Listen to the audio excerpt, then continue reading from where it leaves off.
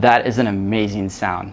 My name is Taylor, and while everyone is talking about the new tech at CES 2022, I want to talk about the past, and in particular, the iMac from 2011. That's right, behind me is the 27-inch iMac and the Apple Cinema display. Both these devices are from 2011, and they are 11 years old now, and they're incredible. And I'm so excited to be getting my hands on them and showing you guys what these devices are all about, because they are so cool. Even today, this iMac behind me is the top spec model at the time. So let's go ahead and take a look at them.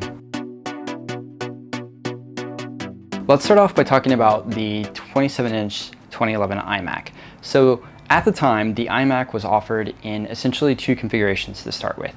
There was a 21.5-inch iMac, and then there was a 27-inch, which is this one. A couple differences in hardware. First, the 21.5-inch model featured a lower frequency CPU and lower tier GPU options.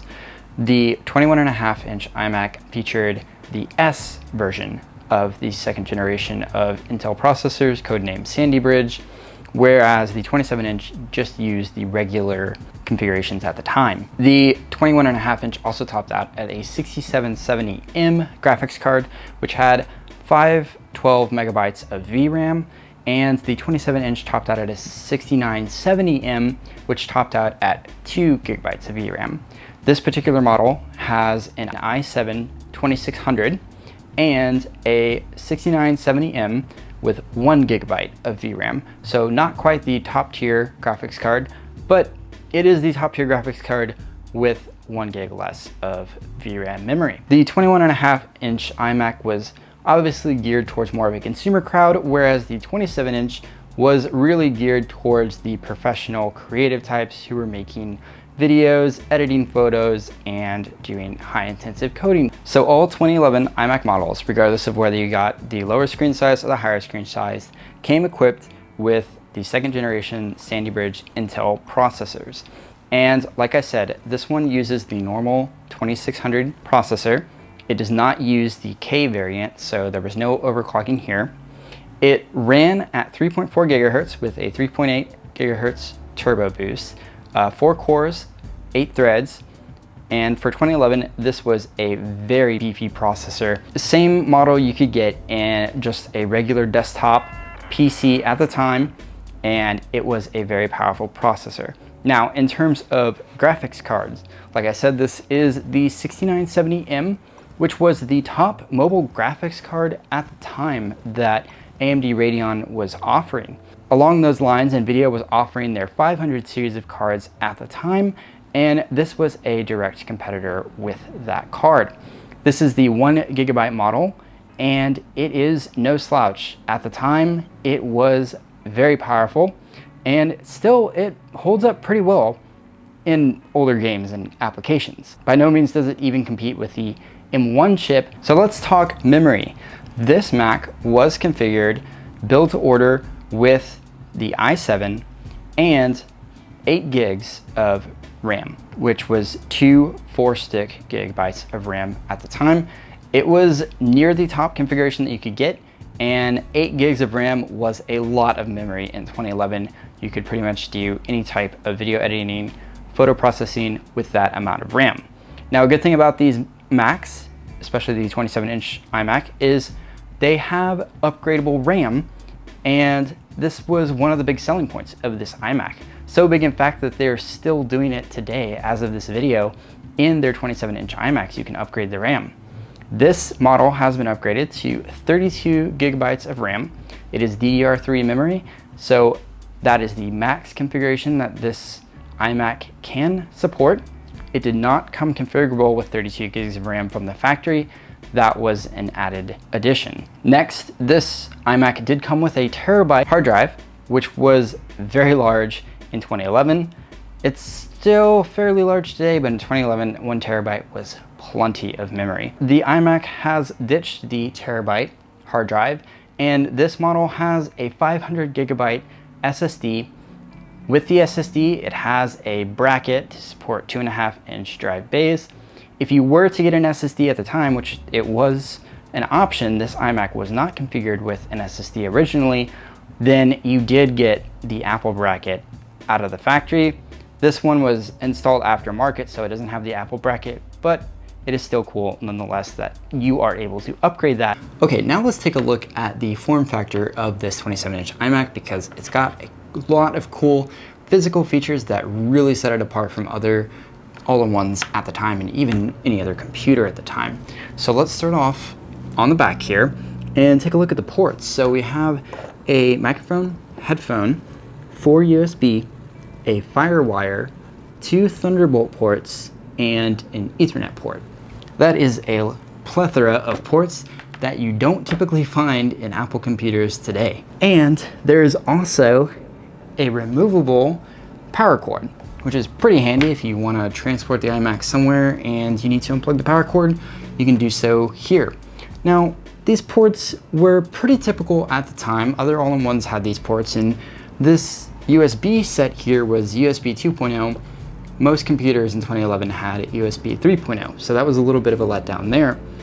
However, Apple has 2 Thunderbolt ports on this machine, which were truly incredible. These 2 Thunderbolt ports were 10 gigabits per second each in and out, and for each port, they supported 30-inch 2560 by 1600 monitors. That was absolutely unheard of at the time. You couldn't get another computer that supported those large resolution and big displays on an Apple product. That was truly incredible. It also supported anything that supported the Thunderbolt ecosystem, and it was also backwards compatible with the mini display port, which I'll show you in a sec, to connect to the Apple Cinema display. In addition to those ports, this iMac also had the power button on the left-hand side of the device, which was a pretty big, meaty button that had a pretty satisfying click. Okay, now looking at the side profile of the device, you can see that we have a big slot here and a little slot here. So the little slot is an SD card reader slot, and the bigger slot is what Apple calls a Superdrive, which is essentially a CD/DVD drive. It was pretty cool at the time because you just slot in the CD or DVD and it slides right in.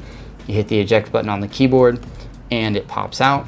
It was a little different than the conventional hit a button, tray pops out, you put the CD in the tray slides in. It's a little more sophisticated with that.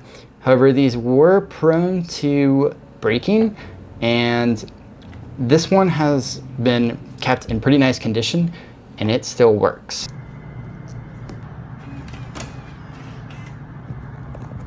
Also, from this angle, you can see just how thick this device is. This device is super heavy. I'll get to that in a moment.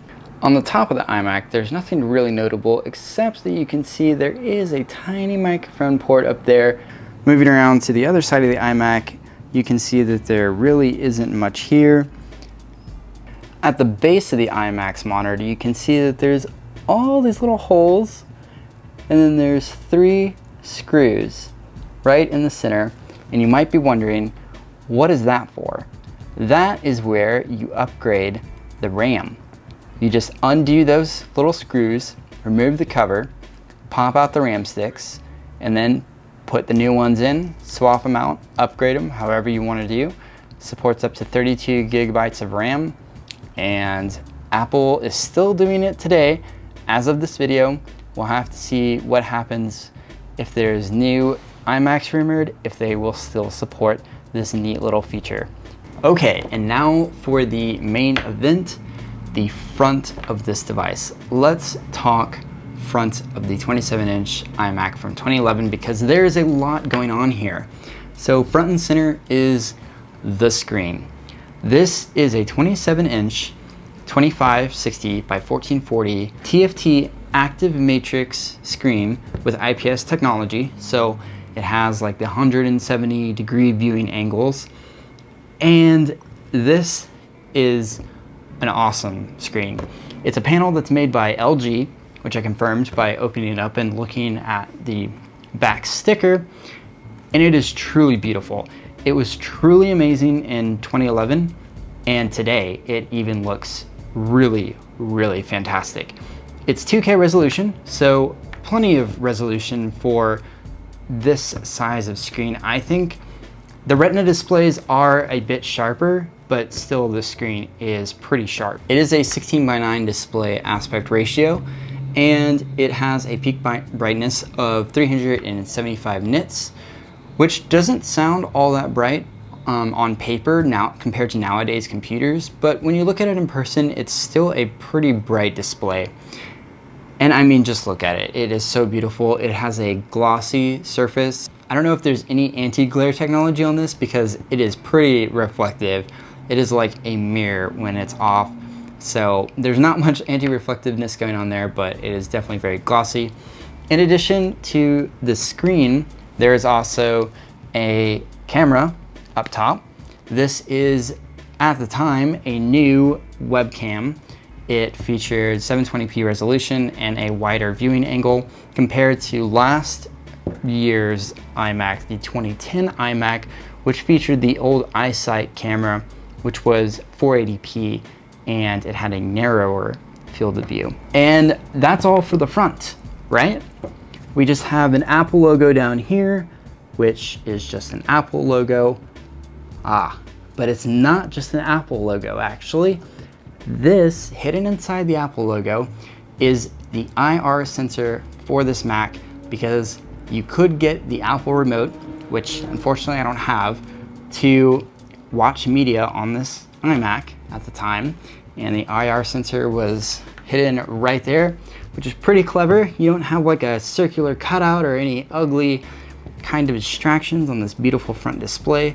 For that, it's all hidden right there. This iMac has some pretty thick borders compared to most computers today. Funny enough, the 27-inch iMac at the time of this video still has these thick borders. They were definitely very thick in 2011, and now they are just comically huge. Now, before I go and I talk about the software experience that is on the 27-inch iMac from 2011, first, I want to talk Apple Cinema display, which I have right here.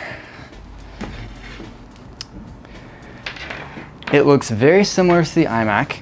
It is quite heavy at 23.5 pounds. I thought my Alienware monitor was heavy. This is heavier, although not quite as heavy as the iMac, which is 30.5 pounds. So this is the Apple Cinema display. It is a standalone monitor, and it is pretty impressive and the perfect pairing for the iMac. Let me show you what I mean. Now we're back to our original setup, the 27 iMac and the Apple Cinema display. So the 2011 iMac by itself was a productivity master at the time, but paired with the Apple Cinema display, it unlocked ultimate productivity. And I'm gonna hook it up. Let me show you what it did. So we have a connector here that has a MagSafe. So if you wanted to connect this to a laptop, then you could also charge your laptop. A USB for features like brightness and sound, and then a mini display port. Let's go ahead and get this hooked up. We're at the back of the iMac. You have your ports. Just go ahead and plug it into the USB. Then plug it into the display port, and now you unlock ultimate productivity. Okay, while we're back here, let's talk Apple Cinema display, because this was truly impressive. When this came out in 2010, it lasted almost exactly a year, and it retailed for $999. It was marketed as an add-on for Macs at the time, whether you had a MacBook Pro or an iMac. It pretty much interfaced with them all, and it features the exact same panel and screen as in this iMac. So you're not compromising on picture quality by getting this external Apple Cinema display. 16.7 million colors, 2560 by 1440, 16:9 aspect ratio. Maybe there was a little bit of color tuning, but it's still IPS, it's still TFT active matrix. Everything that this monitor has this monitor also has, which was really compelling at the time. And nowadays, I actually think this monitor has held up better than this monitor. It certainly is more practical because I can connect this to anything that has a mini display port via an adapter. I can even connect this to my M1 Max MacBook Pro, and that is super cool. I also have a graphics card that has a USB-C output, and this connects to it as well. Works on Windows, works on Mac. It's pretty cool. So in addition to the display, there's some little bit of differences. So this did come out in 2010 with the 2010 iMac. So it has the iSight camera from the old model, so 480p. There is a microphone at the top. There is no IR sensor hidden in the Apple logo in this one. And it has 2.1 channel speakers. They sound pretty good.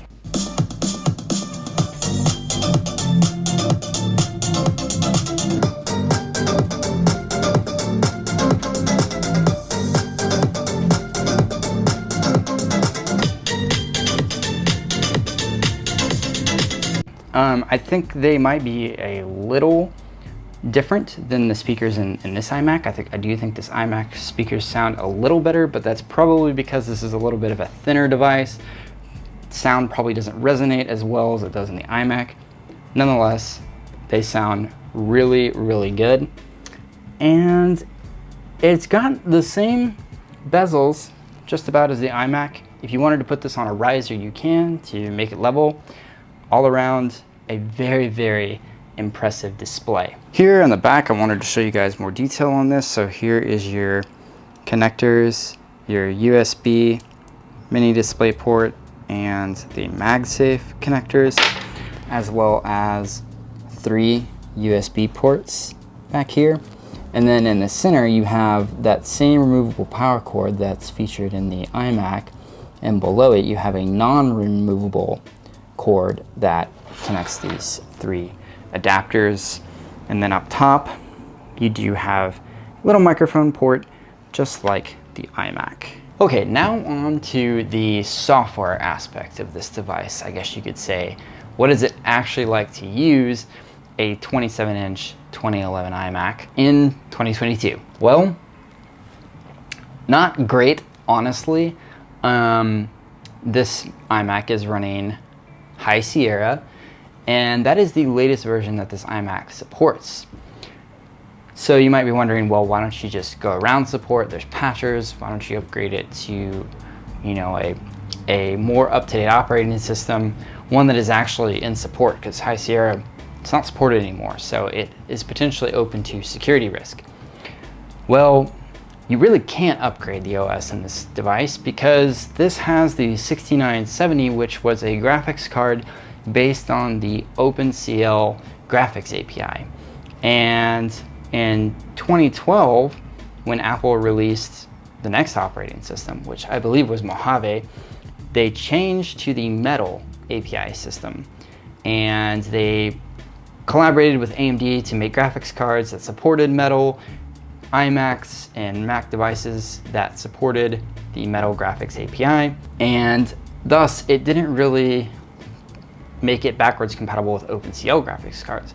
So you can get around and install a updated OS on this device, but the experience is very laggy, very slow, not at all a quality experience because of that graphics API, which is really a shame because this iMac still has hardware that is pretty productive nowadays. You could do some photo editing, you could do some light video editing. Definitely you could code on this machine with this i7, 32 gigs of RAM, an SSD. The graphics card is still pretty good. You can do a lot of stuff on this, but it is crippled by that OS update.